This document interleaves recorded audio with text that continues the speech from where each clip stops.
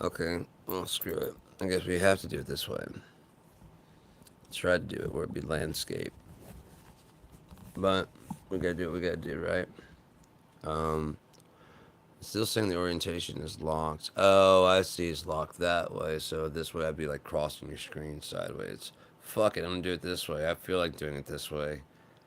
I want to do it. I'm gonna be sitting on your side of your screen. Who cares? I finally figured out what that's doing though. Um,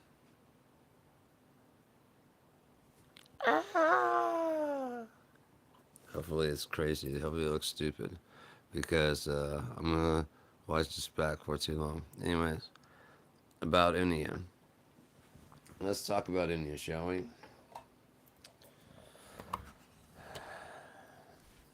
As I've said many times, many ways, Merry Christmas to you. No, as I've said before,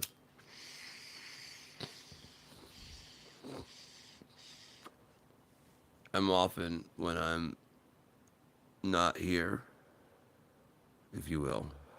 My brain is in UNEA, contemplating what to do and what's going on there.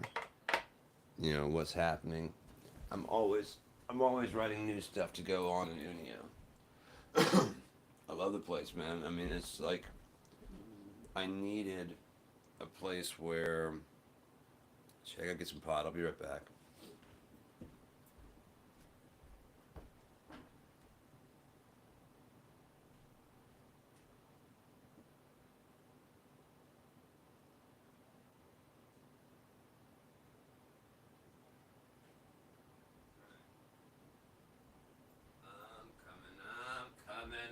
I'm coming. Hold your horse faces finally on your toenails. Is that what we're doing today? Huh? Watching Aspen dissolve on your tongue like a Tylenol. Is that what we're doing today? So, Unia is a place where I could write stories and not have to worry about ever bumping up against history. Because that's something I don't feel like fighting with. I don't feel like hearing, oh, that never happened. So I just came up with my own place. You know, I don't have to listen to that shit. And as such, I also don't have to listen about how this and that and the other thing are, mean this and that and the other thing. Um, it's a place where what I say goes. I don't want to be like, God or anything like that, but it's a place of my imagination inside my head that doesn't harm anybody, where things don't go as bad. Things go bad. All right, let's take a look at this. Without conflict, there's no story. All the people that dream of going to heaven and sitting on a fucking cloud. I'm not saying it's not there, but Jesus Christ, that sounds like one of the most boring fucking things ever in my goddamn existence. But if you read the Bible, it doesn't say that. It never says anything about any clouds, any halos, or any fucking harps. It says that within the city, you're safe. But going outside of the city are sorcerers, whoremongers, those who make a lie. It's kind of like, look, if that's not made for you, if you're not made for that shit, stay your ass at home. Stay back in the fucking thing, play your little harp, and be like in your happy little world. The city's made for that. However, you want some fucking adventure, step outside those doors. Go outside for a little bit. You know? So,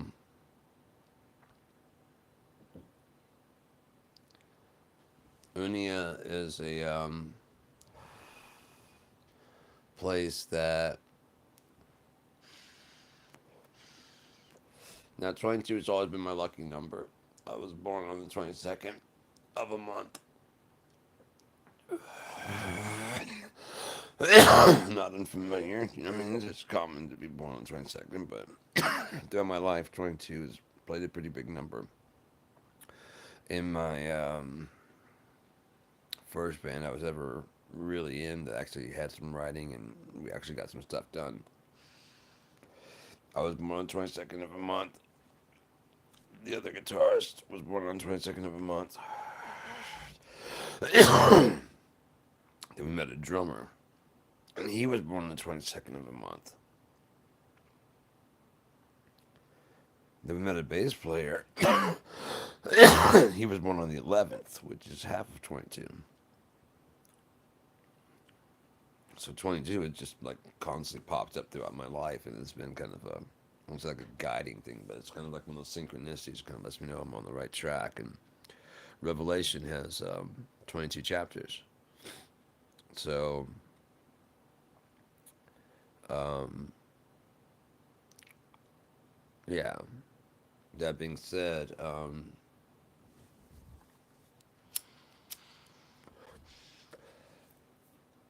it ends with the end for a story that goes on forever and ever. I'm like, that can't be the end. Not if it keeps going forever, because I mean that's like, and they all lived happily ever after. And while some people probably find that satisfying, I find it infuriating. Not the Bible. They all lived happily ever after, and just that's it. Especially if it's a good story that has there's ways to there's more story to be told. If the story's been told and it's all done, just like with Lord of the Rings, and he lived happily ever after until the end of his days. It's a great way for Frodo to end his book. Uh, Bilbo to end his book. There and back again. A Hobbit's Tale. It's fucking great. A book within a book. It's really great. Um,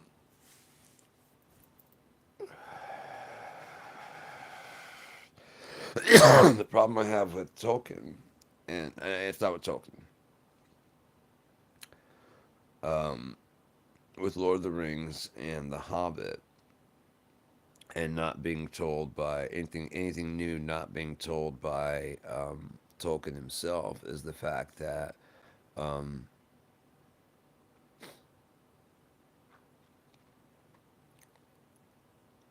he had a really great thing going,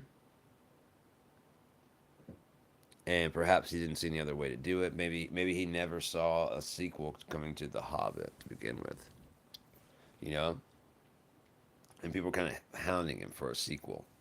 And you know, it's kind of the story's kind of told. I mean, what are going to take the fucking dwarves are going to go out on another fucking quest or something? I mean, it would have to be something inside the fucking story that's kind of insignificant. And if you know the story, then you know that originally the ring was just a ring of invisibility, and he kind of conned Gollum out of it. Um, I like the fact of the way it goes, the way it does, and then it changes when he changes it later. He changes the story. Tolkien changes the story so that way it doesn't close loop that story and leaves it open for um, a sequel to come in, Lord of the Rings to come in, and that's cool as shit. And it's instead of being um, instead of being Bilbo going on another mission with the dwarves, there's another key in the other story. It's not just a ring, is it? And that causes the problem. That causes the closed loop. You see what I'm saying? Now, I'm not saying that there's probably hundreds, if not millions, of great stories to be mined from Lord of the Rings, but compared to the one he's told, they're going to pale in comparison. And that's one thing I've learned is it's all about setting expectations. You have to properly set expectations.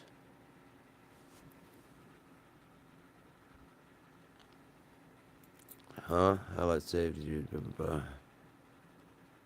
No. Okay, that's not the one. Anyways, okay, it's just I was trying to change it. Anyways, so you got to manage expectation, and by doing that, you can.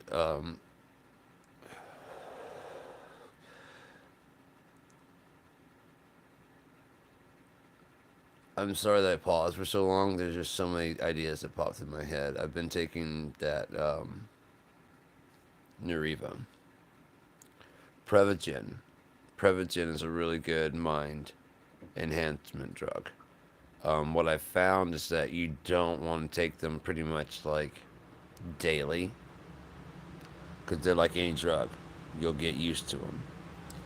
If you take them in bursts, you'll start noticing your brain on those days working really good. Really, really well. Like I said, with Prevagen, there's more focus, alertness, more clear headedness. With Neriva, the connections between current consciousness and ideas that have built up who you are now. Like that thing that's going back there, I was about to say, you can just see like timeline. You can through your life, you can see the timeline. You watch it, you'll watch like you have a thought and like, man, that's just a weird. And then you, boom, boom, boom, boom. Oh yeah, I know when I was a kid, but that was from that, but that, and you're just watching it just spiral back through your life all the way back to like where it originally started. Like that reason I feel like that is because, holy shit. The reason I like loud music so much is I was trying to drown out all the noise. That's why I feel so much release when the music is loud. It's like I was trying to drown out.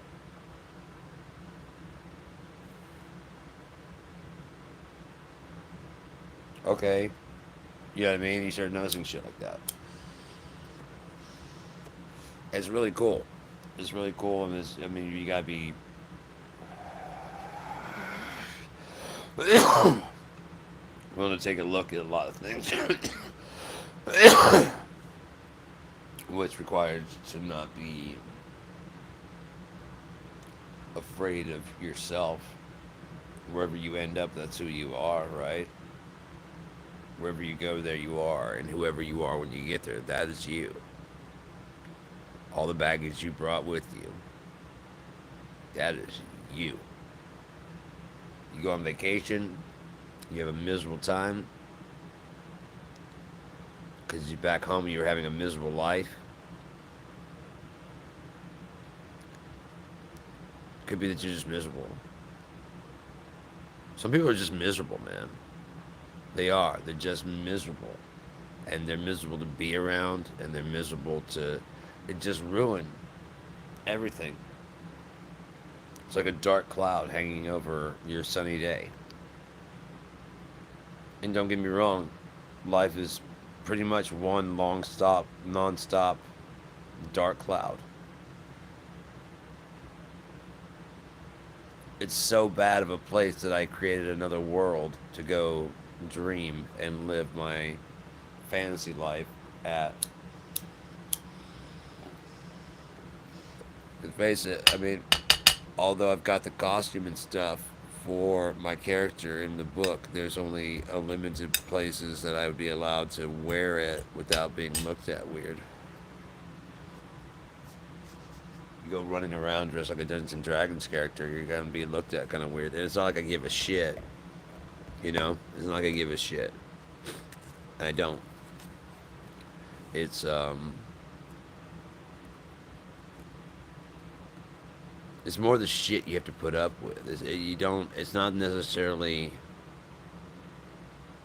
the opinions. is that people can't keep their fucking opinions to themselves. Do you know what I mean? I don't mind the opinions. Have all the opinions you want. Think however you want to think about whatever you want to think. Feel however you want to feel. I don't give a shit. I don't. I don't fucking care. Feel how you want to feel. This is America. A man wants to call himself Muhammad. God damn it. That's his right. You want to call the man Muhammad Ali, you call him Muhammad.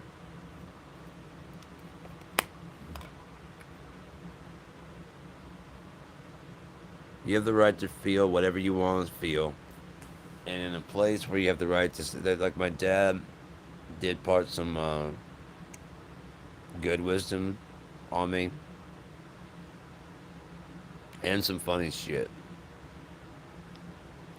Like, he would run around. I mean, he used to get pretty fucking high. Won't go into that, you know. You're not a therapist, so. But he would get high. I didn't know about it until later on, but yeah. So, but he would just have these weird little things like, you know, you're in a room with there's no doors, no windows, no way out. All that's in this room is a table and a mirror. How do you get out? You let me sit there and think on it for a while. I'm like, I don't know. Well, you look in the mirror, you see what you saw. Take the saw, cut the table in half. Two halves make a hole. Go out the goddamn hole.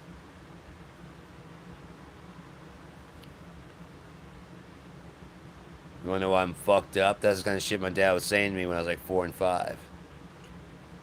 By the time I left California at 7, I'd seen like a lot of shit, and I knew a lot of shit, and I'd heard a lot of shit, and you know, I'd already been introduced to George Carlin, was cussing full time by the time I got to Shreveport. By 7, I turned 8 and 7, 8 and 7. I turned 8 in Shreveport, two S's. So I left California by the time I was 7. I turned 8 in Shreveport. My parents hadn't quite sold the house, so they had to leave after I got enrolled in school.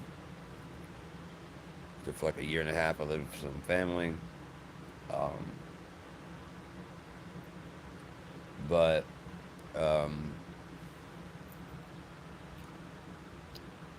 you're seeing why I kind of built something like UNEA, because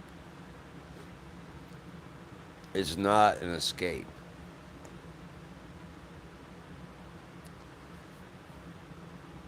I always wondered what happens after chapter 22 in Revelation, because it goes on forever. What will we do? What will we talk about? Will we be like God and know enough stuff to, yeah, I mean, because like when Jesus was walking, he said, this and more shall you also do. If you have the faith of the size of a mustard seed, you can tell the mountains to move out of the way, and they will fucking get out of your way.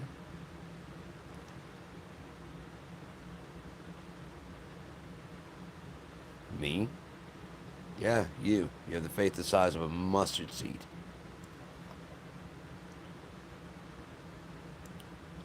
Well, I can't do it, so how small is my faith?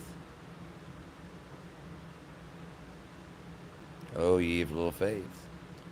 Not even the size of a mustard seed. If you had a mustard seed, you can make mountains split in front of you.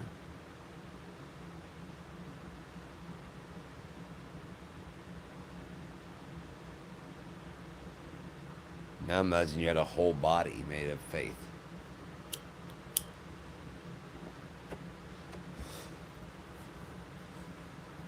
No, he didn't say, and only I can do this. He said, this and more shall you also do.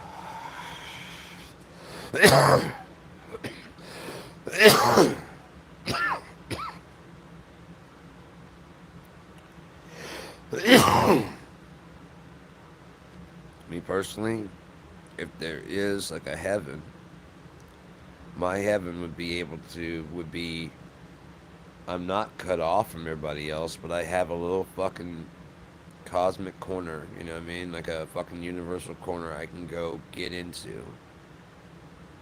The Andromeda Galaxy, the fucking the the farthest galaxy away from everybody fucking, you know what I mean? Everybody gets their own galaxy or whatever. Can I have the farthest one away from everybody? Because I don't want to bother anybody. It's not because I want to be away from anybody. I get it's a long trip out there, so you won't come bother me. You see what I'm saying? It's a long trip out there, so you won't come bother me, and I won't bother you. If you want to happen to come by, you might stop by UNEA and find that once you get there, you like it. In which case, as long as you're willing to play by the rules, you're welcome to move in. My world allows for multiple creators. I wanted UNEA. If you go check out the Facebook page, I want UNEA to be a place for anybody to set their story. It is a wide open IP. UNEA stands for on Earth. For stands for on Earth. It's on EARTH, and you just got the RTH and got off of there. It's UNEA. And just like UNEA, just like Earth, we all share in this collective dream space of reality of material things that are processed by our brains that go to sleep at night but don't die, that drift away but stay, that come back, that give into reality completely and utterly at the end of the day. And you know, when you finally sleep, your muscles finally give into reality and you just relax completely and go. But somehow you have a brain, an eye inside your brain, that third eye, that opens up and shows you shows and movies and things so that you fool your body into believing you're actually still alive and doing all those things. It has to be very realistic if you're sitting there in a fucking cartoon that you don't believe. Your mind has to believe it, at least on a subconscious level. You know what I mean? If you know it's a dream, one or two things you'll either try and take over, as every selfish person would do. You know? How many people would have a lucid dream and just hand the reins over and say, show me what you got? I want to see what my mind can do. But I want to be conscious and watch the whole fucking thing happen. I want to see my mind go fucking nuts. You know, the most usual thing for a lucid dream is to see what you can get out of it. To stay calm, not wake yourself up like, oh fuck, I'm dreaming, and then wake yourself up. You're supposed to like remain calm and try to make the world start to go into what you want to be. If you want to go fly, and you try to stay conscious of the fact that you're dreaming, because if you slip back into the fact that you're dreaming and just let it go back to like this is just normal, which is what it's supposed to do, right? It's what it's supposed to do.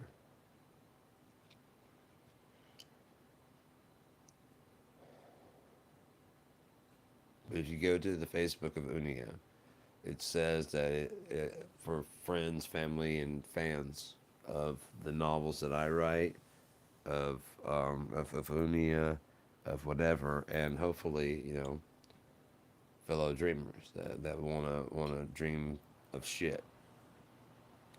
And I picture UNEA and the. I can pull up the map. Oh, yeah, you can't see it very well. Let's see if we can get closer. No, it's just blurring out. Blurring out. Too fucking too bright. Oh, wait. Anyway. So,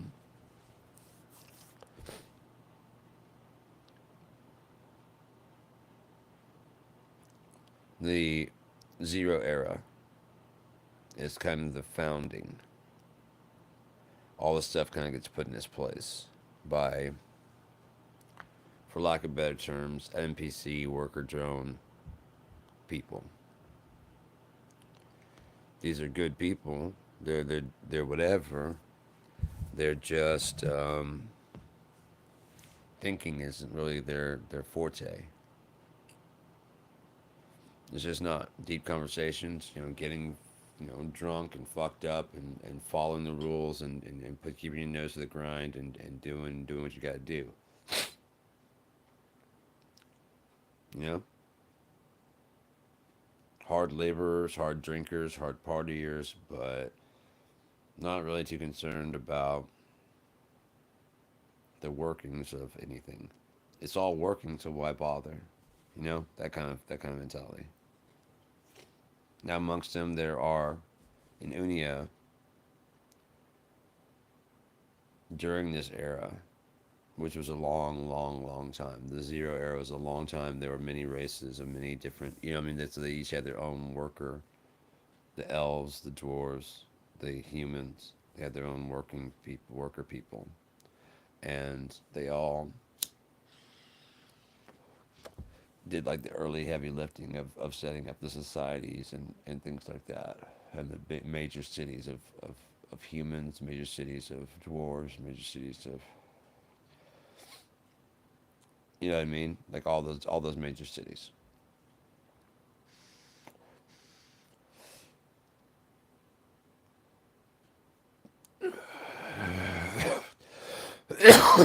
Some path laying between some stuff, and as they began to explore and go out, they discovered each other, the different races and stuff. And little fights and skirmishes broke out, and each person had their own different account. And of course, it's all going in. Well, they attacked us first. You know what I mean? Never mind that you guys were building a road right through there. You wanted to build a road right through their city. You didn't know their city was there, but you're about to just bring a fucking road like right through their hunting grounds. And so a fight breaks out. Whoever it is, whether it's elves building towards humans, humans building towards elves, whatever it was, and different skirmishes break out, and they realize there's all these different races out there and these different people, these different whatever. They realize they don't speak the same language. There's different religions and things like that at this time that are swirling around, like creation ideas of how things happen and whatever. But the humans have the easiest language to learn, to become a universal language. They call it UNEA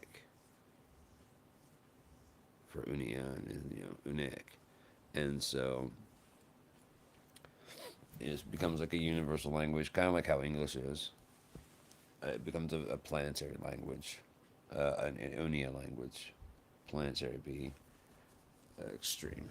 Um, there are holdouts. There are people humans that believe that UNEA is the proto-UNEA before like any other races had anything to say. And they didn't have anything to say at the table, right? Because it was all written by humans.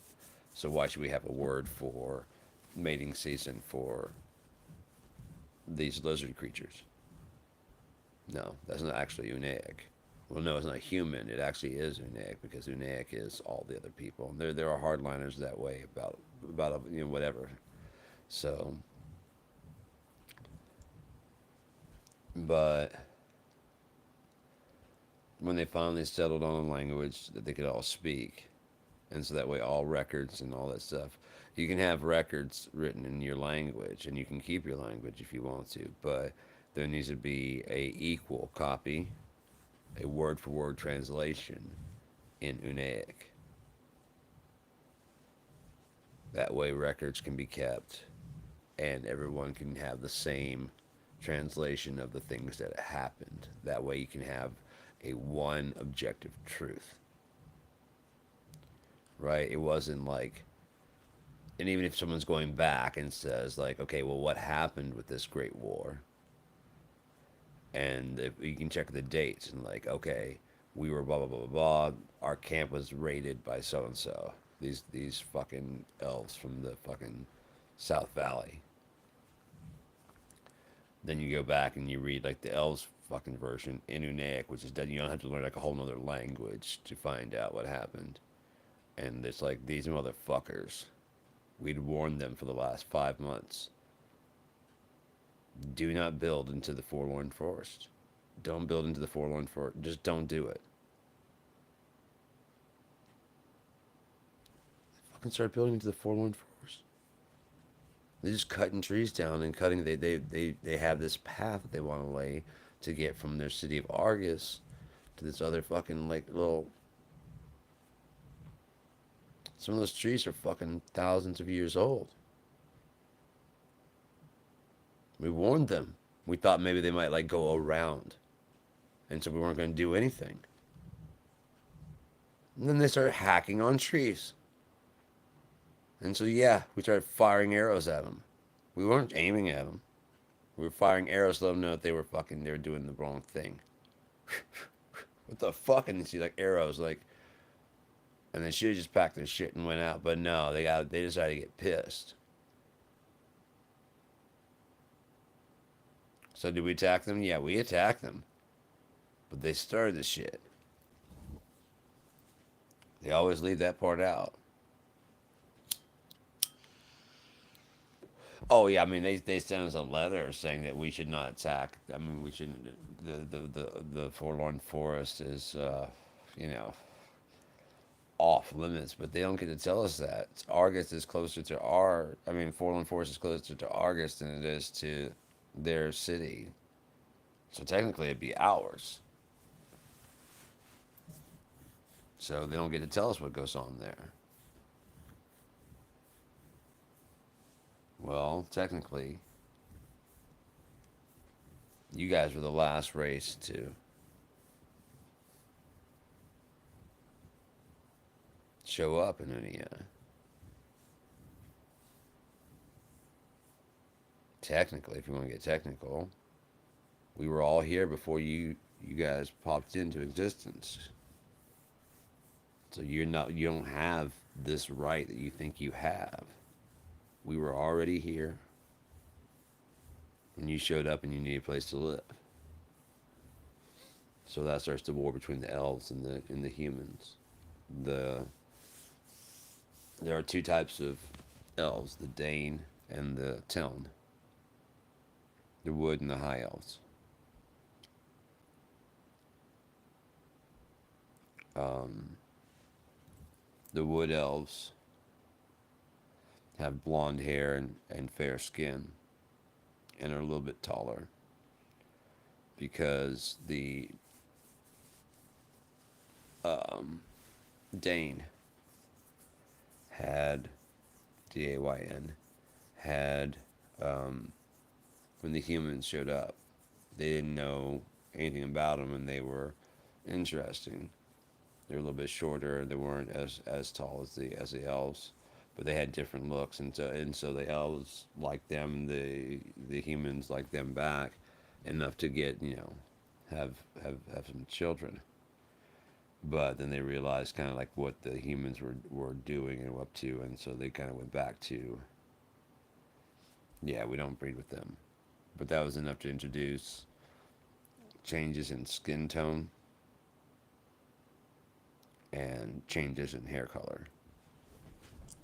Whereas the town always avoided the humans. They always distrusted them from the very beginning. So they always maintained their blonde hair and taller height. Where the Dane can come in different shades, different hair colors, different hair types, different, you know what I mean? Just different looks. Because they're even though they stopped breeding with humans, like after that very first round, they started breeding with other elves again. That those genes are still in there. They're still in there. So yeah.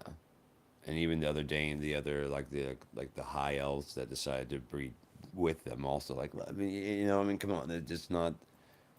Sure, he's half elf. Sure, she's half elf, but I mean, even she doesn't like humans. Even he doesn't like the humans. And there's no reason that they should die alone. Besides that, we should welcome them back in, and we should probably we can just breed that out of them. You know, that type of mentality. After what 4 or 5 generations, as most, you'll be like 1/600th. It won't matter. It won't fucking matter. But it does because those guys will never let them forget that you guys did. Yeah, I mean, so there's a little bit of a war between those two, but not anywhere near bad. But the humans noticed that the elves were trying to teach them how to live more harmoniously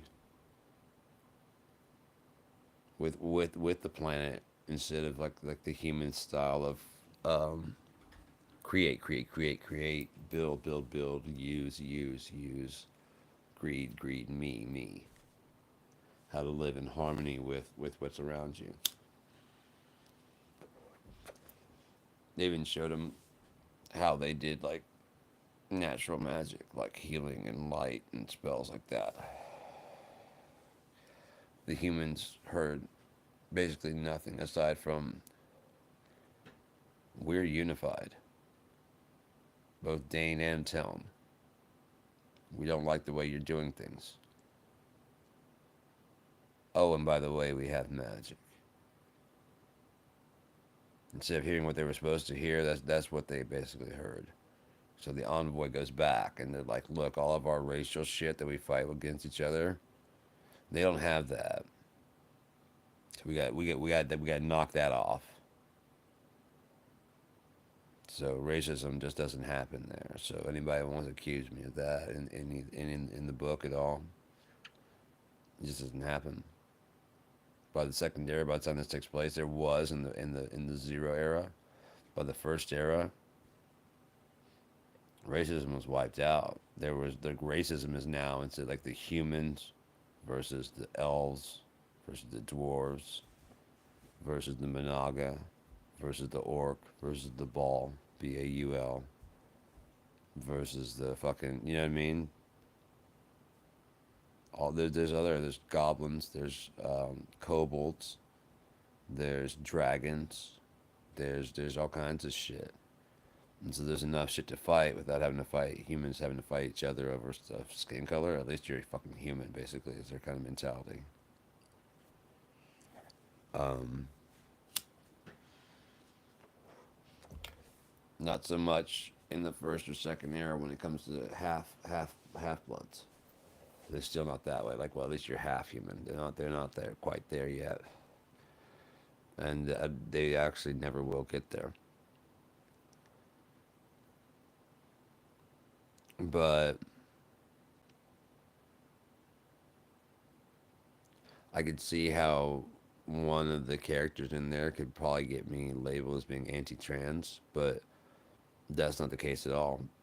One of the characters is gay, and the character isn't trans. The character there's a reason for what goes on in that character, and you have to read It Came and Went, which is not the books come out in The Robber and the Thief. If that ever gets any steam, then I'll finish. I'm probably gonna finish the Underwoods. I'm gonna finish the Underwoods next, but I'm not in any hurry. I've already started writing the Underwoods, the Keep Christarian, and It Came and Went. It had to because since they're going to be tied together with the Robber and the Thief, this is going to be like a 4 core UNEA tales. There has to be no plot holes, right? In order for it to pull off, there has to be no plot holes. I was finishing the Robber and the Thief. I didn't want to pull J.R.R. Tolkien and come back and have to rewrite the Robber and the Thief even a little bit to fit these other stories. So I started writing those like immediately. But no one was reading The Robber and the Thief after about a year or two, and I was still working on all three of these. Well, actually, I was only at about a year past finishing The Robber and the Thief, and no one had really read it. I mean, my ex fiance had read it, but not since I finished it. And I don't think she has either. I mean, why would she? I mean, we're not together anymore, so why would she? Why would she? But at the time of separating, she hadn't read or listened to the new version, the audiobook version. So there's no, yeah. Um, Most people haven't, I know. The only reason I did the audio book version is because my friend Christian out in Boston, he uh, he prefers audiobooks, and I really value his opinion. So I wrote him one day, and I was like, "So if I make an audiobook of my novel, will you read it? I mean, will you listen to it?" And he just sent back a thumbs up. So I made a audiobook. I recorded it. I read it all. This is kind of cool. I'd like, since we're doing one on UNEA, I'd like to show you this and see what you kind of think about it. Um, I'll just go to crap. Where would that be? Here, then UNEA. No, not UNEA. It would be the Robber and the Thief, wouldn't it? Under music. Yeah, track. Robber and the Thief. Okay, so let's take you with me here before we start this up. Bring the microphone with me too. So, let me go ahead and flip the camera.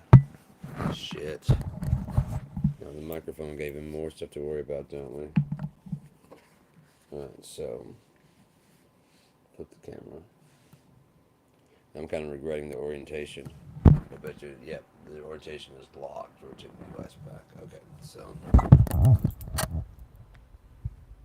come on now, get in focus.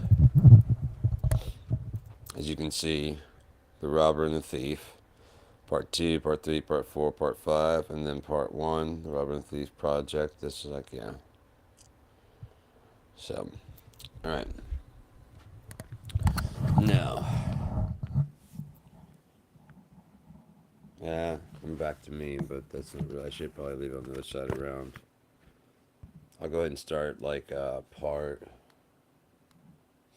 3 has some pretty cool stuff in it.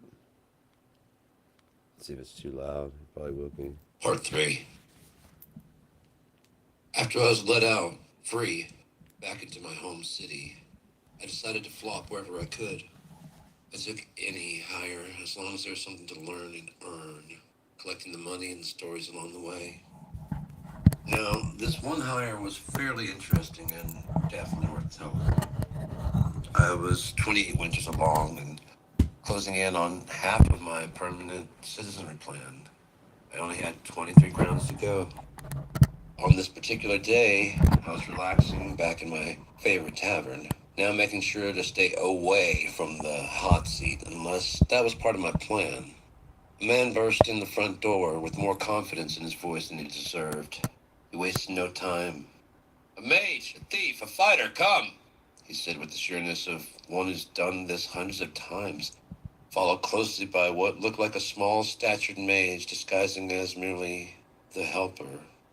The costume clearly worked on the patrons, but this was obviously early in the taller one's hiring career. Perhaps he's thrown this bait out hundreds of times and is fine with only catching 1 out of 30 fish. I had to figure him out. I was in the shadows at his table before they were even seated. I let him hire his mage, a gesture with slight hands, but they obviously knew that. And then a low-level thief approached. He almost spotted me, but in the end, he wasn't what they were looking for. They got their fighter, too, a strong woman who was Northic by looks and her blonde hair. While the mage was paid piddles, the fighter was paid very, very well. They were expecting violence and lots of it. When the two hirelings had cleared off to ready themselves for this months-long journey, the hires talked in hushed tones about their plans, and I focused on every word. Smile. Desperation. I groaned, terrified. I just raised a hand and glasses clinking all around. We'll finish the job you're hiding. The real reason you're here. This isn't your first hire. The leader laughed nervously, motioning me to release the mage, and I did. We have a map, he began to say. A shiver ran up my spine. Let me see it. I immediately interrupted, hoping to not see what I thought I would. You're insane, he snickered. I just continued staring, with hand extended. Give it or I take it, I said, remembering her overcome. Whatever you send me in the fighter after, but whatever you have going with. This took time. It was definitely genuine. Whatever you have going. Attracted myself to you anyways. And how much is your fee? Hissed the mage, who was unnerving me more every second. Half. Not out of it for maker knows how long. Long enough for the noonday hymns, but he wanted to own the zone, nearly 2 miles outside of and around Thurston, to the dirt roads nearing and meandering through Durris, eventually giving way to 300 years of your citizens being taken and bled dry. To the left of it lunging at me. Its place, great forgeries of blackened glass and killer. I sheepishly extended tenth out to whirl. Yeah. So, but then in here I have the actual audio book, you know, so, and then you can just... The Robber and the Thief, written by Sean Battle, edited by Michelle. Yeah, so, but yeah, I mean, I think it's really cool because, like, if I could just start that back up again right here. The Robber and the Thief, written by Sean Battle, edited by Michelle Battle. Part 1. My name isn't important. They never truly are, but you'll forgive me this indulgence, won't you? After all, I'm not done and I don't know who will read this. When I was younger, probably 9 winters, I met Alvin, who was about 7 or 8 winters. By the time we were teens, he cared for authorities about as much as me, which was to say none. Nothing personal, but I don't tell you what to do by use of armored and weapon force. Right? You know? I mean, it's not bad for self-production, right? I voiced it. I fucking... My ex did edit it. When I first wrote it, I wasn't done. And I asked her to take a look at it. Shit. When I first wrote it, I wasn't done. I just had come a lot of the story kind of flushed out. And like when I was little, I have a tendency to feel like I'm bothering people. That's one of the reasons I do these, is because I talk a lot, and this kind of lets me get it out of my system. I can just talk and talk and talk and talk, and especially when there's no one watching or no one commenting or anything like that, I can just say whatever the fuck I want to say for as long as I want to fucking say it about whatever the fuck I want to say, and it doesn't matter, does it? Doesn't matter at all, because it's, I mean, again, these aren't to be watched by anybody but maybe like a future me, to see how much I've grown, how much I've changed, or whatever. That's all I ever meant these to be. So anybody else is tuning in, thank you for tuning in, but that's not what this is for. I know that's probably weird, but my book is free. My music is free. I've got 6 albums that are free. 7, if you count my first album from Dumb. I just don't care about money. I know that's weird. I just don't care. If you look at my cheap gear guy, why? I never have money. Don't care about money. So I get the same things done with no money or little money that people get done with a lot of money. And people always ask me, how do I get things done the way that I do, since I don't ever have any money. But I get things done at a level, it's not necessarily professional. I mean, that wasn't professional. But, I mean, for amateur, is about to bridge that gap. But I'm definitely not a professional writer. I'm definitely not a professional voice person. I'm definitely not a professional um, editor. I'm not a professional musician. I'm not a professional video editor. I'm not a professional audio editor. I'm not professional. I'm not. I do it. Like when I was doing using Cakewalk from Band Labs, that was free.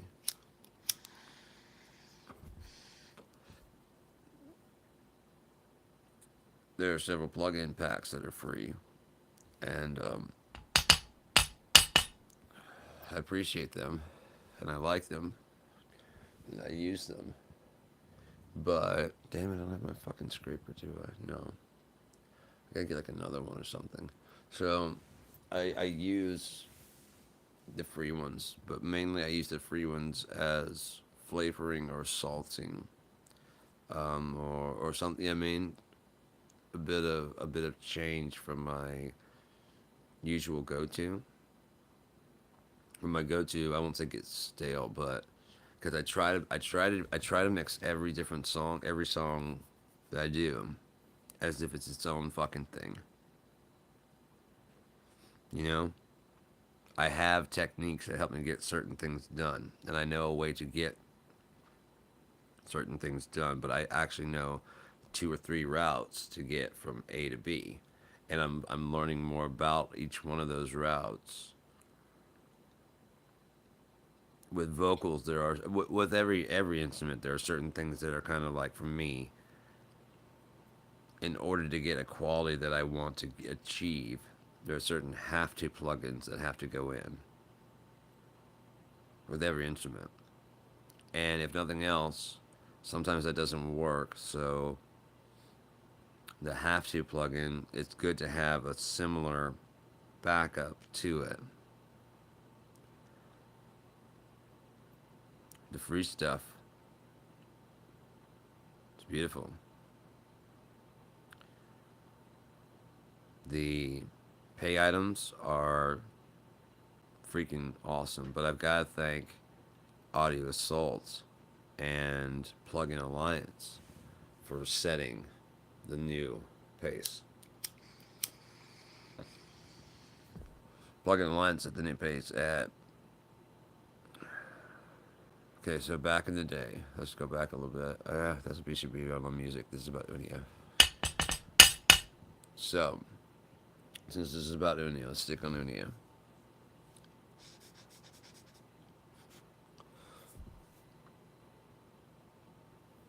It goes through that first the zero era when the first word of UNEA is written down. That starts the first era. The first era is an expansion, a big expansion of knowledge because there's now a common tongue for everybody to talk. So they start learning Elvish ways. They start learning fucking or they can all speak to each other clearly and fluently upon meeting each other. It can be you can find out whether they want war or not very quickly. You know what I mean? Because they all agreed to do this. Like everybody just agreed that this is the simplest language. Even those fork tongue guys, when they stop and try to focus their tongue to make it solid instead of being two tongue, because they're part lizard, they can focus it to be like this, but it takes a lot of focusing. It's usually kind of like their kind of language, but even they can break it down to be a bit more simple. And since they're more reptilian, they don't really think in double crosses or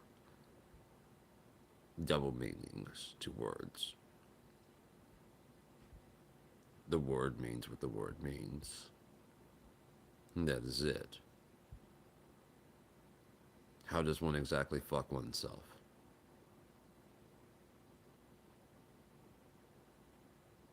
And they don't mean it. They don't mean it funnily. They're actually asking, how would one do that? Would you insert your penis into your anus, or exactly does yours reach?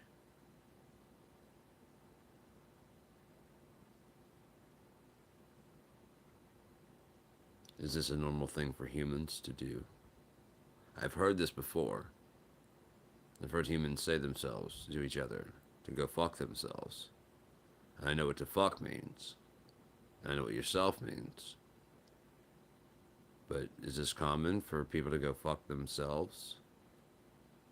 And there's no joke to them at all. They're trying to understand what the fuck's going on because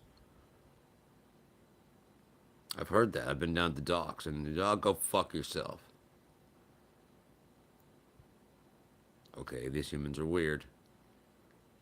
I've never seen a human with a penis large enough to fuck himself, but perhaps. Perhaps a woman could fuck herself. You know what I mean? But these are men that are saying this to each other. That's something I'm not understanding. But there's work to be done.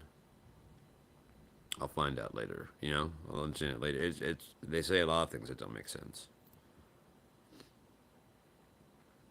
Why would a bird in your hand? You know what I mean? Two birds are clearly better than one. You just don't understand the double meaning of things. And um, so I feel like something touched my ear. Um, I'm trying to get my neck to pop. Trying to get my whole neck and body back to pump. Because this shit's fucking sore. Dude, if it does, it's gonna release so much pain. Anyways, so massive expansion, but also a lot of fighting and a lot of wars and stuff. Um, Territorial disputes and things like that. And then there's a very, very, very big disaster that ends the first era. And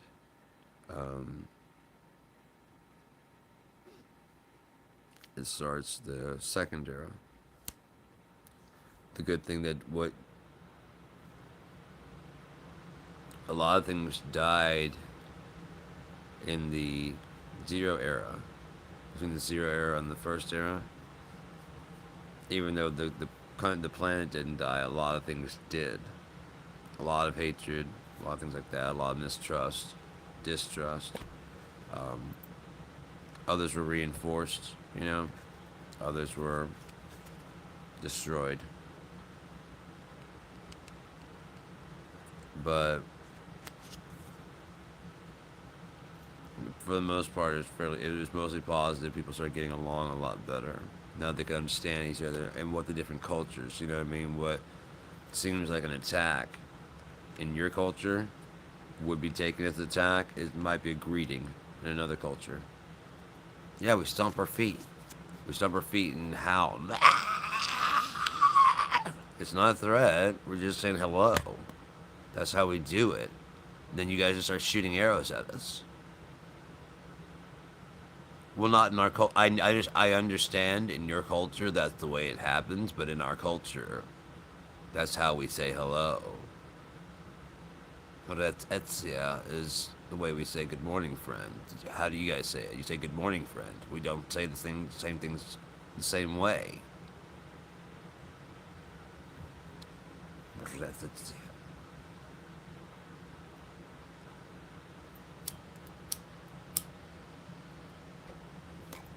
but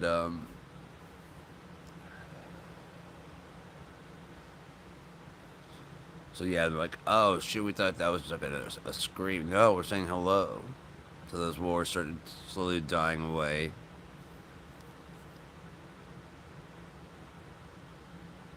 Other wars start dying away. Other prejudices start dying away. Other people, you know, I mean, whatever.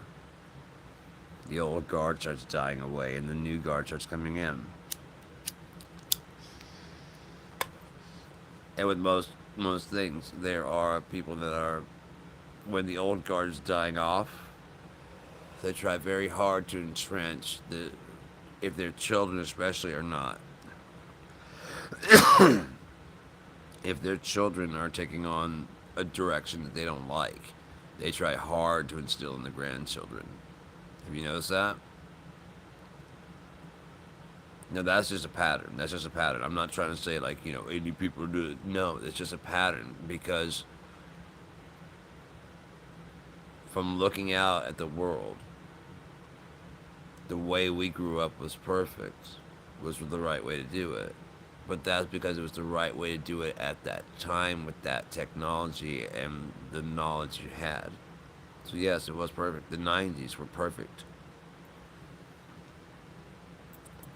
But I am biracial. It was this perfect mix of analog and digital. Digital was coming into fruition, but analog hadn't left the scene at all.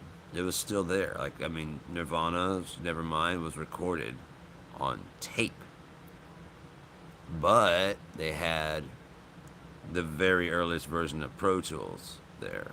It was so early they used to call it slow tools. Analog people. They say it's also gimmicky, it's never going to catch on because it takes so long. They don't see what things I see and what other people see. This is the start. There are people that are talking about how I hate to tell any drummers out there, get ready. The future of drums is electronic drums. Oh, blah, blah, blah. The future. I have played real drums in a band in the 90s. I've played e-drums in the 90s, 2000s, 2010s, and now here in the 2020s, I have an Alesis DM10 kit that triggers BFD3 and all the expansion packs.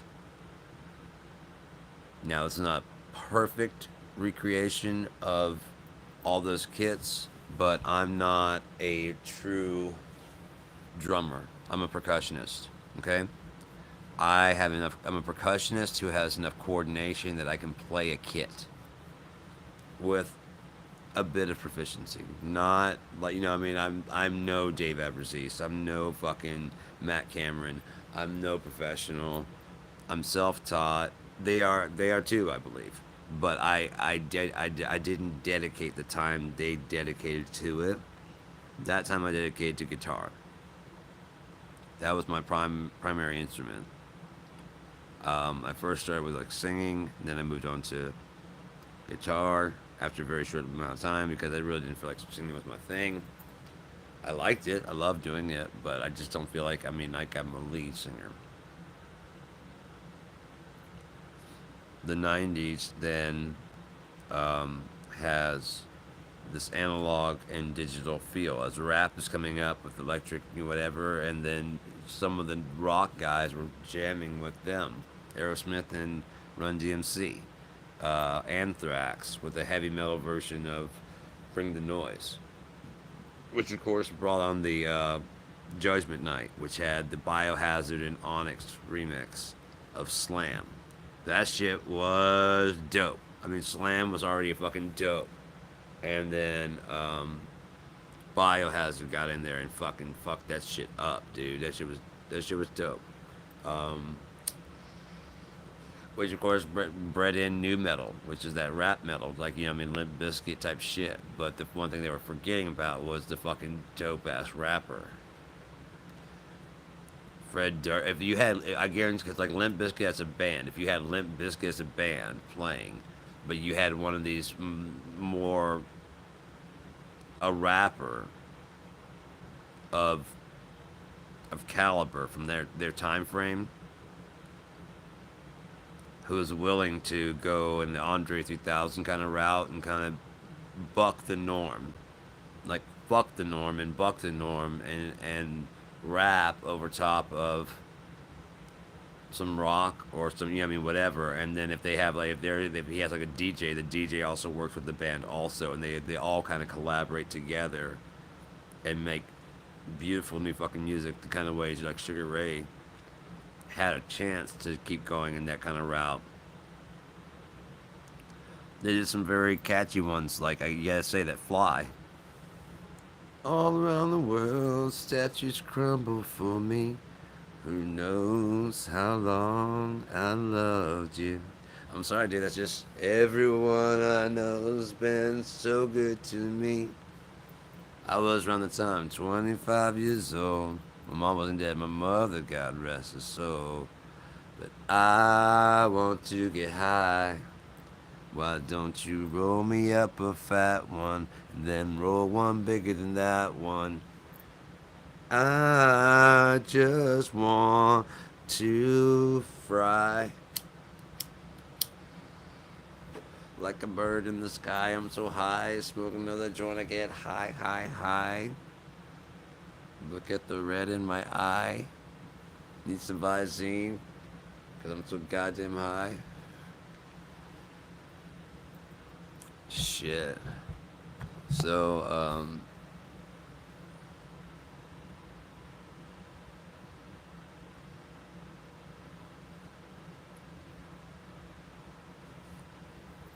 anyone else notice that the major changers of things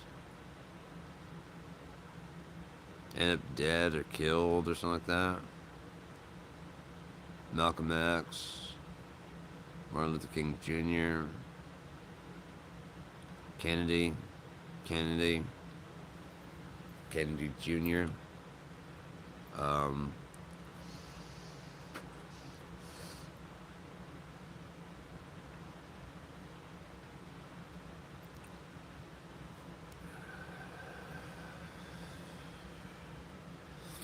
Now, with UNEA, I so dislike Earth. I'm so disillusioned with it that I wanted to. I get the need for tension. I get the need for sickness. Not dis-ease, but sickness. I understand.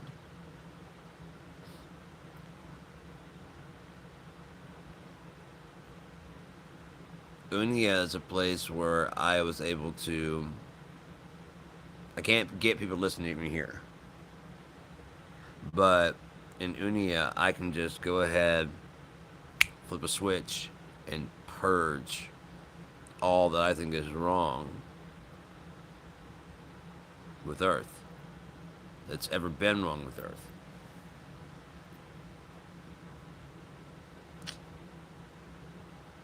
It's not that I don't dislike trans people. I pity them, and that's why that doesn't happen in UNEA. The soul machine never puts a female and a male, or a male and a female. If you like that suffering, get out. That just means you like to complain. Get out. We've got no room for you. Gay is just a normal. It's just a normal thing in UNEA. It's not even. It's not even like there's no people that say it's not right. There are people that are like, no, thank you. You know, no, thank you. I'm not. I appreciate it, but thank you. No. Okay. That's how. I mean, it's not like, are you sure? Neither one is pushing their things. That's what I was talking about in the. It was in the first era. I think I might say it was in the zero era. It was in the first era when they started having conversations, and there's a massive expansion of ideas and thoughts. Um, Kind of brought the hastened the second era to usher in, I mean, the ending of the first era and the whatever. But while they got tired of arguing about gods and this, that, and the other thing, so they actually sat down and without judgment or argument, sat and thought about it. Really, really, really, really thought about it. The wisest of people, I mean, they had like a big conference type thing, and they had a big discussion about it, and with the intention of coming to a concession that everyone can agree on. And what they agreed on was that This, the universe, is real, and something created it.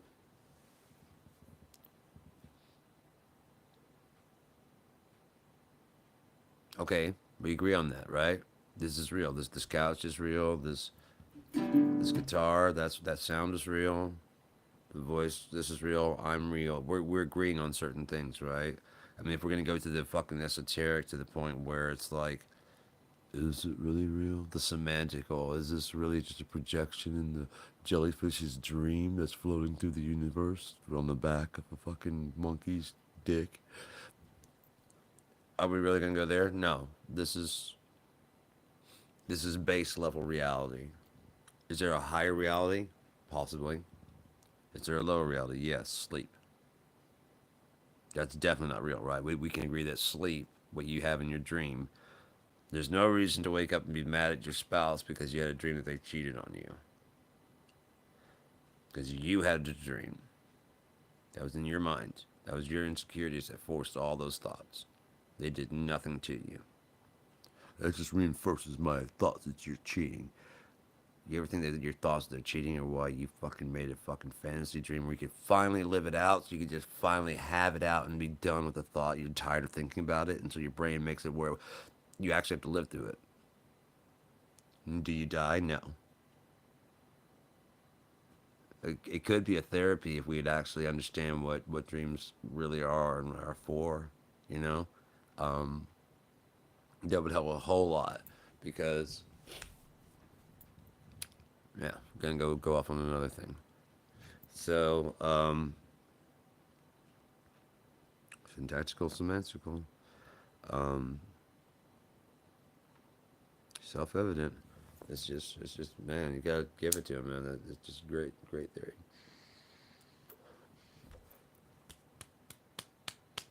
Bravo, Mr. Langen. Bravo. Well done, man.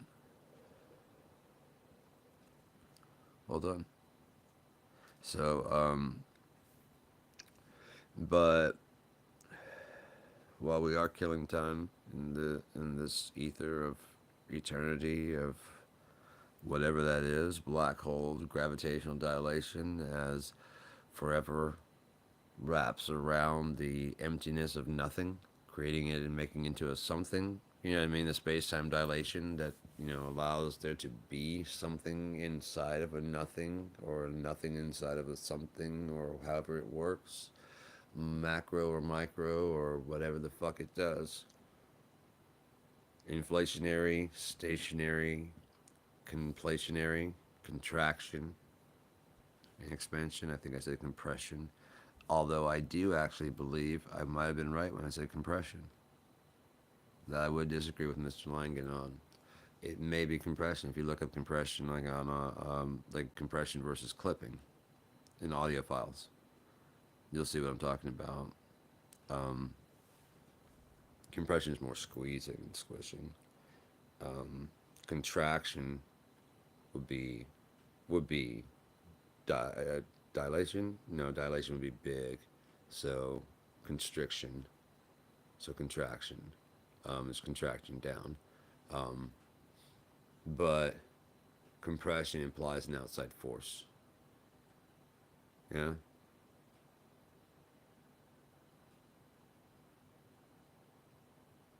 The same force that pushes it wide is the same force that pushes it closed because time going negative from the heat death. As I was talking about earlier, if you're watching a movie on an old tape, if you watch the movie all the way through, if you watch it going in rewind, that movie has to line up exactly how you watched it. There cannot be any changes in the movie. There will not be any changes in the movie. So the intention that started everything, you can fuck with that. That's why going forward, you're not really going forward first. There's a negative that you don't perceive of going backwards. You don't perceive it at all. And then you go forward. but you only start from that zero station and go forward. Does that make sense? For every action, there's an equal opposite reaction. Now, negative time. Would you perceive that?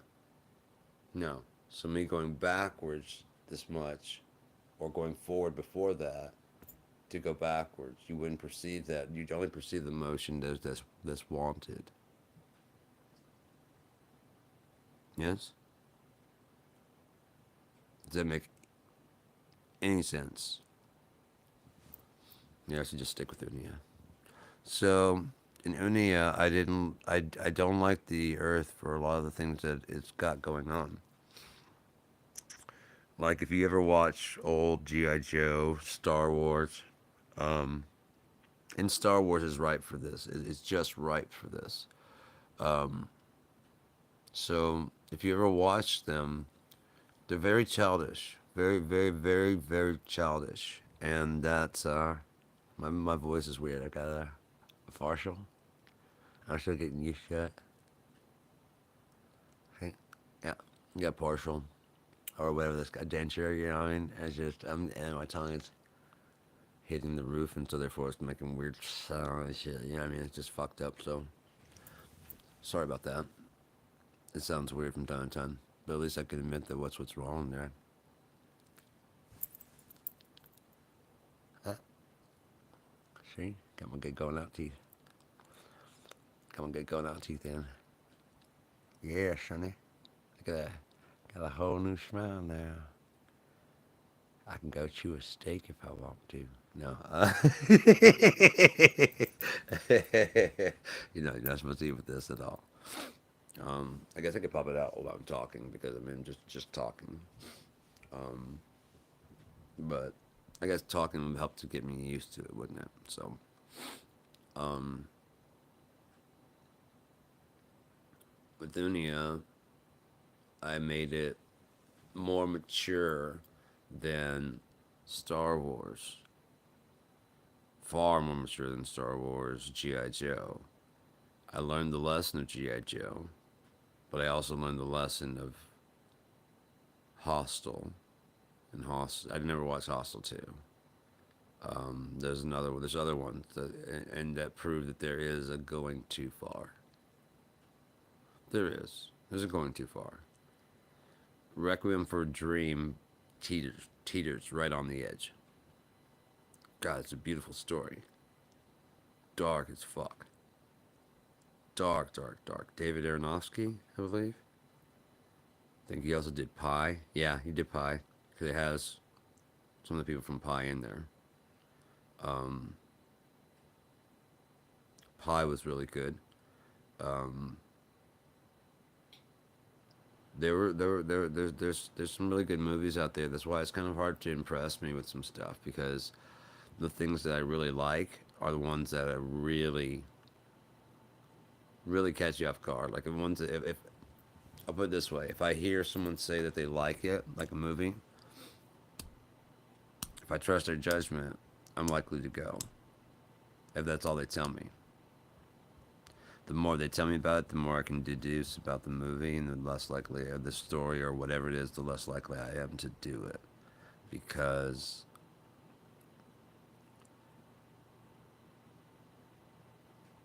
I can deduce a lot of shit, man. I just can.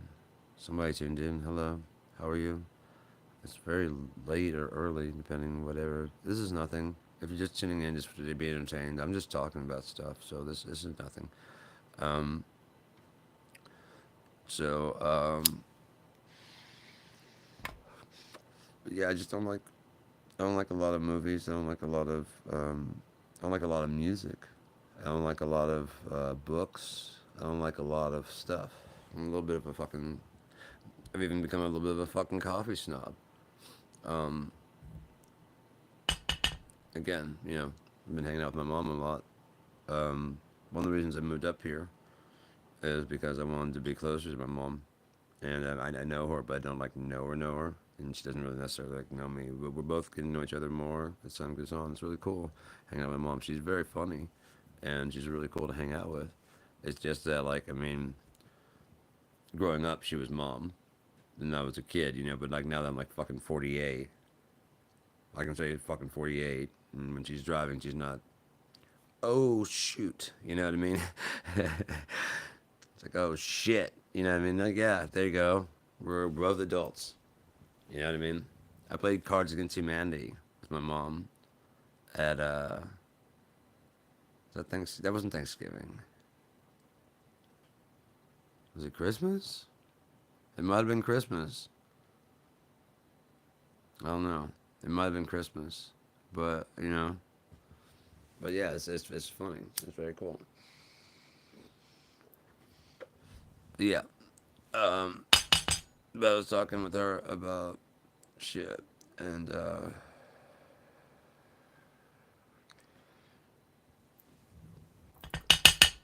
damn it. Oh, okay, cool. The filter didn't fall out. Just ash. It just came out in a big clump. It only looks like that when the filter falls out. So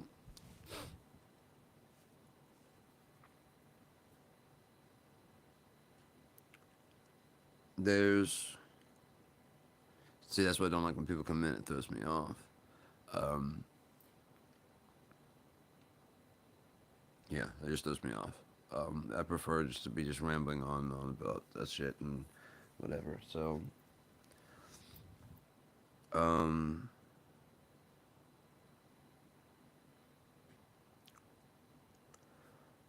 there needs to be struggle for there to be a story. G.I. Joe, the people always had motivation. They wanted to take over the world. You know, Cobra always wanted to take over the world. Very childish and very whatever. Nobody could shoot. Star Wars or G.I. Joe, nobody could shoot for shit. Are you sure these are army soldiers? Are you sure? Because they're wearing plastic armor and you're still not hitting them with a laser beam.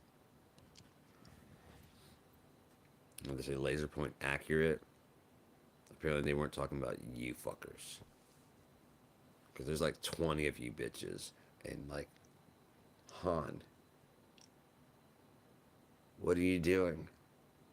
When he ran around that corner, when he went, oh, why didn't you just open fire? Like all of you, one of you would have hit. Why did you go chasing? What is wrong? What? So,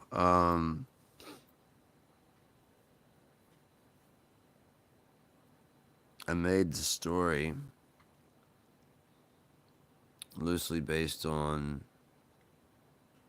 my life, of course. I mean, you write what you know, right?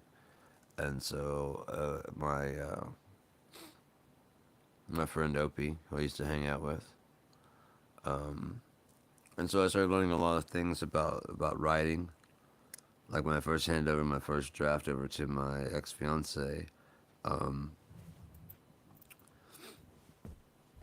she read it and said it was a good story, it was a good thing, but it read more like a list, which it was. It was just I was trying to get through the story as fast as possible without like really trying to bore anybody down with any.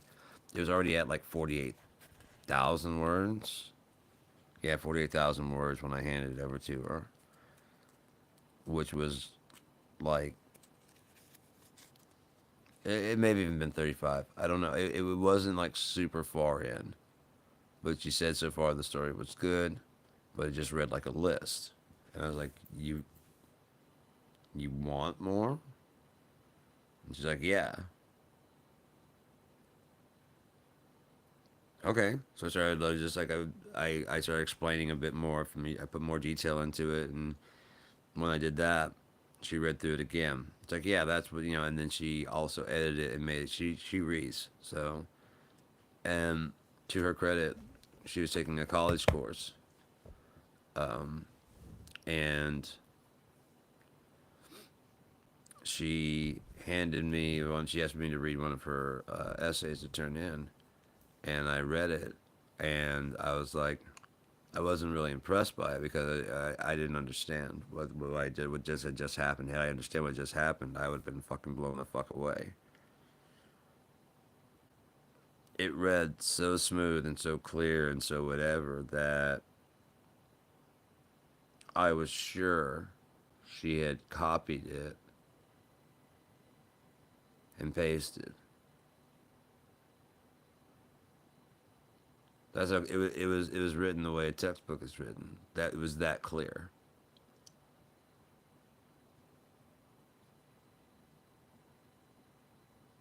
So I was actually when I first read it, I was a little bit mad because you're taking this class, and I was like, if you're not gonna take it seriously, and you're not actually gonna do it, then in my head, I'm not gonna grill her or anything like that.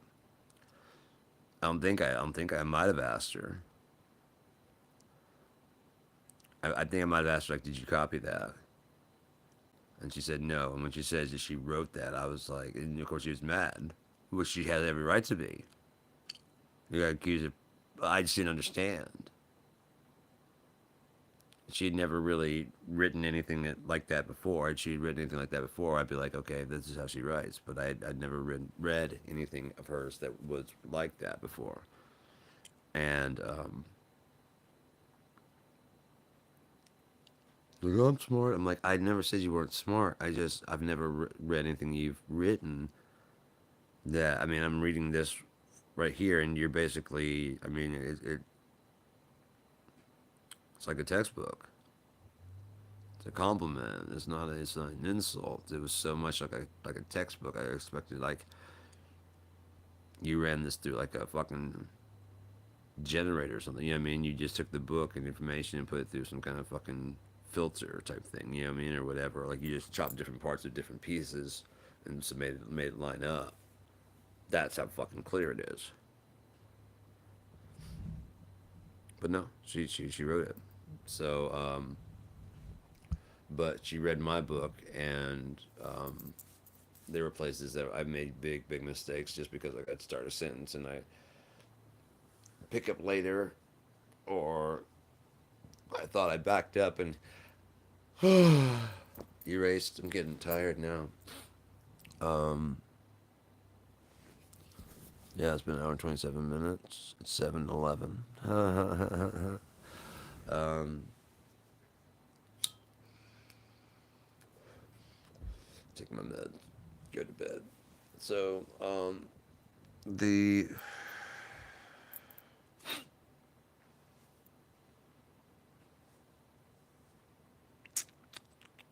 give me a second. Catching up. Um,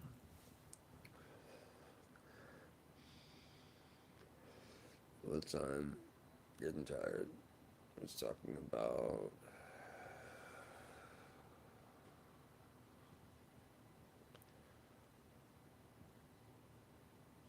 Hmm. No, it wasn't the CMT, not CTMU. That was something else. Let's talk about one earlier. We were talking about UNEA. I wish I could back this up and rewind for just a quick second, or whatever.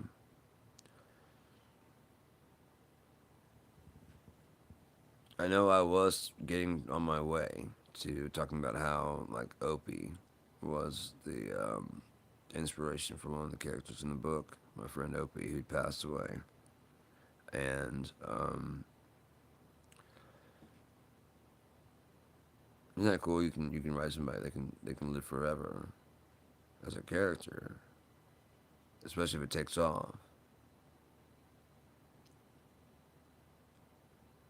I'm not saying mine. I'm saying other people's because, like, have you ever seen Stand by Me? If that's even remotely true, then maybe he does have a friend who was kind of he got into shit, kind of like River Phoenix, who played that character and died young, but it becomes immortalized in that. And that's where I was going a bit with it. I don't whatever I was saying. Where I was going with it was that I based the characters off of myself, younger, and Opie, Otis, Paul, younger, us, and we were in a band. He was the drummer. I was a guitarist and singer. My bass player was Scott,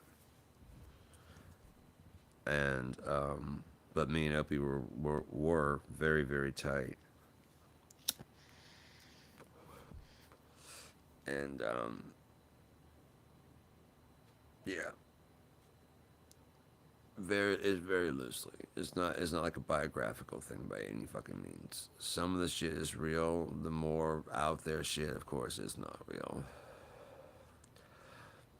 No, we weren't. Neither one of us were gay, anything like that. So my wife even asked that about like, cause like some of the story, like, oh, did you know? No, there's a story, and two, mm, I don't want to give anything away, but yeah, he cover my character, the narrator covers all that. You know what I mean? People did think that they were the two characters in the book, just like people did think that me and Opie might have been gay, but neither one of us were. But that doesn't mean we didn't have fun at their expense. You know what I mean? I'm not talking to you the rest of the night, darling. Don't be that way. You know what I mean? And getting to a at a party because we're not having fun. You know what I mean? And so there's just we just decided to fucking fuck off. You know? Like I said, I love that one where he just stood up in the middle of the fucking restaurant and he starts patting himself down. What's going on, bro? You all right? I've lost my virginity. Oh my god. Yeah, it just wasn't fun going anywhere without that dude, man. So I made him a character in my book, and yeah. But again, it's just very loosely based on that, you know. And that's how I learned that by doing that, you can really build up really in-depth characters because and I want to do this. I've got this microphone I've got right now, this right here. What time? How much battery do we have? 52. I'll go for a little bit longer and then call it quits. Um, this microphone here, I meet all kinds of people out and about, especially now that I'm taking the bus around places, and I don't know how they would feel about that, but I would like to, especially like several of the drivers, especially. Um, I'd like to interview them because I would like to set up like this and like actually like use if they didn't mind. You know what I mean? Because I'd set it up in some way that was it's filming them and they could see it, or maybe they couldn't. You know what I mean? It's just in there and I could see it. Um, just talk to them. Just talk regular talk. Don't talk about UNEA. Don't talk about any of that shit. Just like hey man, like so, I mean, say like if somebody got on the bus that was being disorderly. How would you handle that? And just see how see what they say. If they go very like, oh, I know exactly how to handle that. You know what I mean? It's like, oh shit, because like I said, when you see their eyes focus, they're about to tell you a fucking story. You know what I mean? Oh, I know exactly how I'd handle that. I'll tell you how I handled it. You want to know how I handled it? Yes, yes, I do. Now understand, like I said, I may not use your story, but I may use your personality to base a character off of. Okay? It's going to be a very loose summation, and it's going to also be twisted for what I need for the story. The same way that, the guy in Die Hard? The newscaster guy? He's probably not a jerk. He's probably a very cool guy who can laugh at himself because he got punched in the face in there. He acts like a total fucking dick. He acted like the guy we needed him to act like, didn't he? He was a perfect character for Bruce Willis to fucking, about to punch and then she punches him in the face.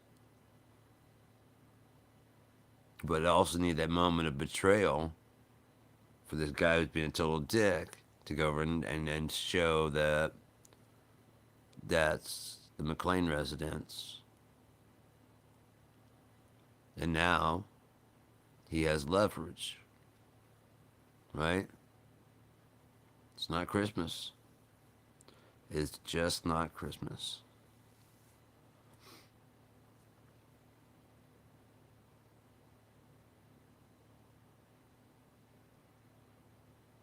Should be on TV with that fucking accent. Oh, no bullets.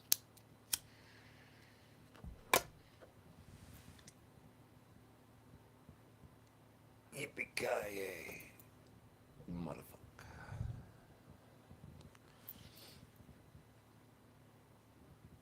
Mm.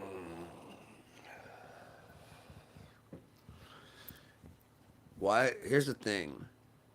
You have a perfect fucking deal, a perfect fucking setup, a perfect fucking thing. You even have, I mean, it's even set around Christmas time, and people are insisting that it's not Christmas until they've watched your fucking movie years and years and years after, which has kept going into like Die Hard 2, which then also is also based around Christmas, which, you know, of course, it's a second opportunity. If you start getting tired of Die Hard 1, you can watch Die Hard 2, which is still based around Christmas.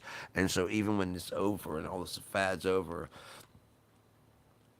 let's say you get a little bit tired of watching 24 hours of a Christmas story, 12 hours of Christmas Story and 12 hours of a Christmas Story Christmas.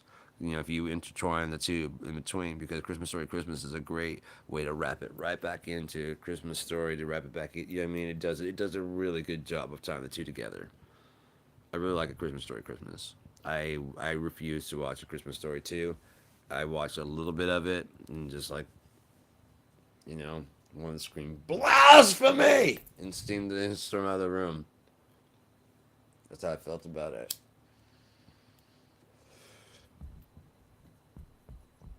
And God bless them. I mean, like, I mean, the Christmas Story Christmas is fucking great. I know they probably wanted the real mom and the dad to be there, but the dad having passed made it perfect.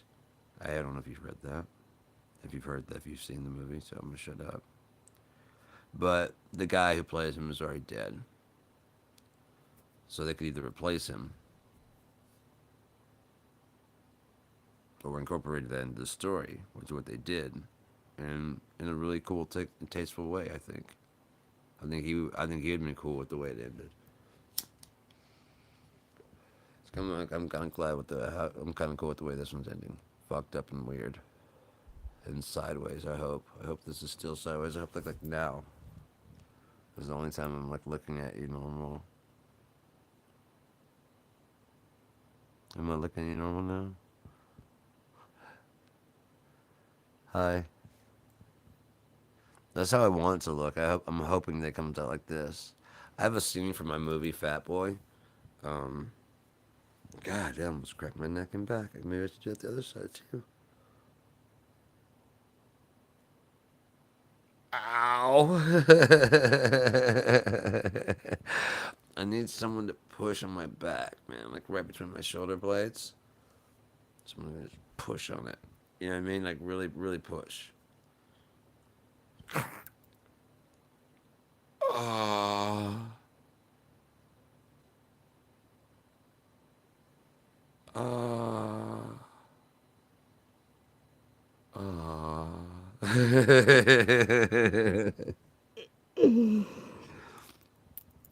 um, Cause even when I dream of you, sweetest dream will never do. I'd still miss you, baby.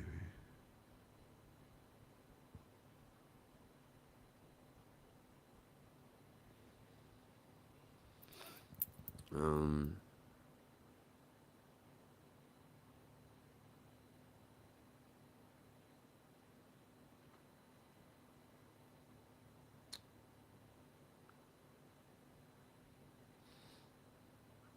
um,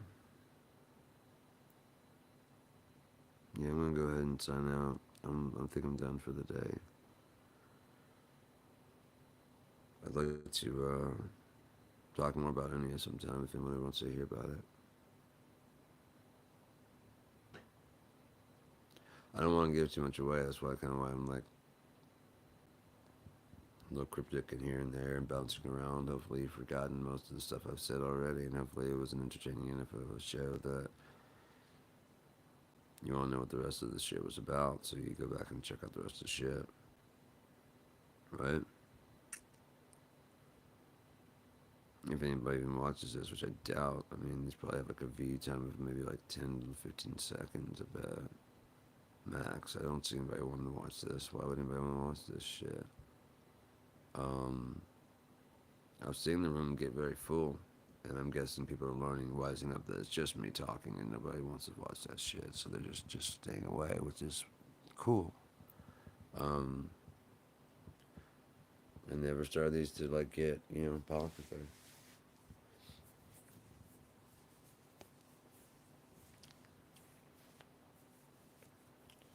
So, fuck me.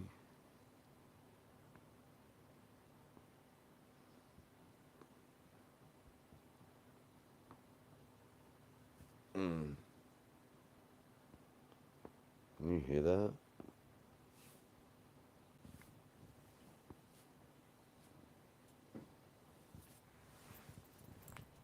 Fuck.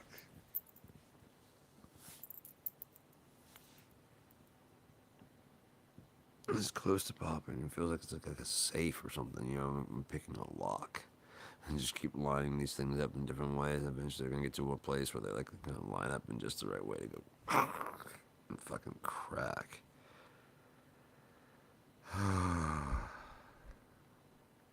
And then they'll all live happily ever after. The end.